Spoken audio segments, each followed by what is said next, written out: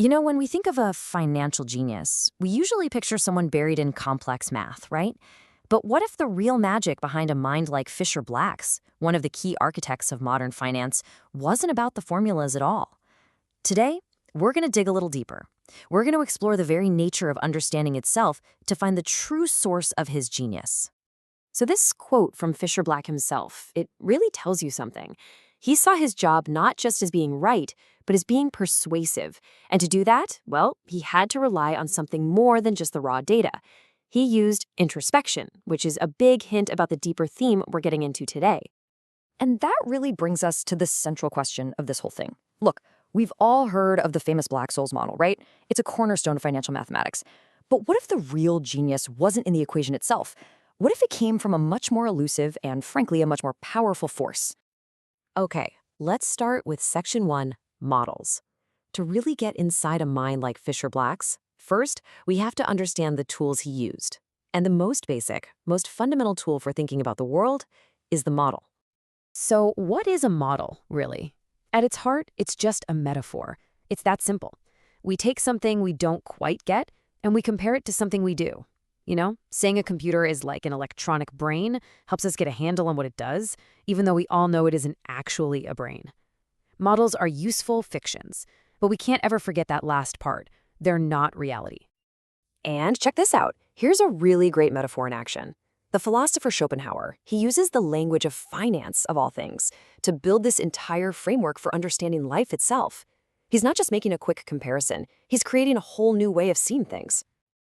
And you can see how it works, right? You can just keep extending it. If life is the loan, the principal, then death is when that loan is finally called due. And sleep, well, those are just the regular interest payments we're making along the way. A really good model lets you explore all these connections and see the subject in a completely new light. But here's the key takeaway. You have to remember, a model is still just a toy. A very, very useful toy that helps us make sense of complex stuff, but a toy all the same. It tells you what something is like, not what it is. And the real danger is when we start to confuse the two. All right, Section 2, theories. So now we're going to move on from these useful metaphors to something way more profound. Because if a model tells you what something is like, a theory tries to tell you what it actually is. And that, my friends, is a monumental leap. This chart just lays out the difference perfectly. A model compares reality. A theory tries to describe it. So a model says a brain is like a computer. But a true theory, like the Dirac equation for an electron, well, it doesn't say what an electron is like. For all intents and purposes, it says the electron is the equation. It's making a direct claim about the very fabric of reality. And this is where the mind-blowing power of a real theory comes in. Its ability to predict things you didn't even know existed. When Paul Dirac first came up with his equation, it had these extra kind of weird solutions. But instead of just ignoring them, he followed the logic. And that logic predicted something insane: antimatter, a positively charged electron, and then just a few years later, boom, the positron was discovered. The math told us something new about the universe, and it was right. That's power. Okay, Section 3, the power of intuition. So this brings up a huge question, doesn't it? How does a human mind make that incredible jump from a useful model to a reality-defining theory? The answer isn't just more math. It's something much deeper, much more fundamental: intuition.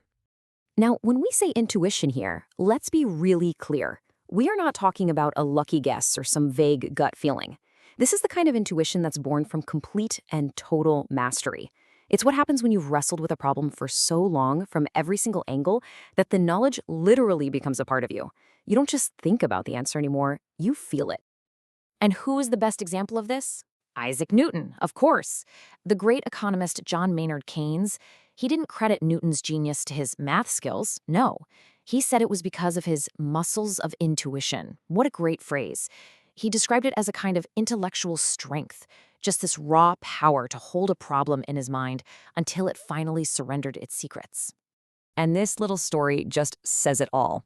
The astronomer Halley asked Newton for the proof behind one of his fundamental laws of planetary motion, and Newton was almost surprised. He'd just replied that he'd known it for years and he'd get around to finding the proof later. For a mind like Newton's, the deep intuitive knowing came first. The math, that was just the formal language he used to explain it to the rest of us. And that brings us right back to our guy, Fischer Black. Because that same kind of power, that same kind of intuition so obvious in a giant like Newton, well, that's exactly what was at the very core of Fischer Black's genius. It was his whole way of thinking. So this was the Fischer Black approach, in a nutshell. It wasn't about trying to dazzle you with complicated math. It was about relentless, unafraid, hard thinking, pushing and pushing until a deep, powerful intuition emerged, an intuition that he trusted more than anything else, to see the world as it really was, without any sentiment. And we're going to end with this really beautiful, almost haunting line from his colleague Emmanuel Derman. Just like Dirac's theory predicted a particle from an absence, a hole in the vacuum, Fischer Black's passing left a void so big, so profound, that his absence itself became a powerful, defining presence in the world of finance. What a testament to a mind that truly saw things nobody else could.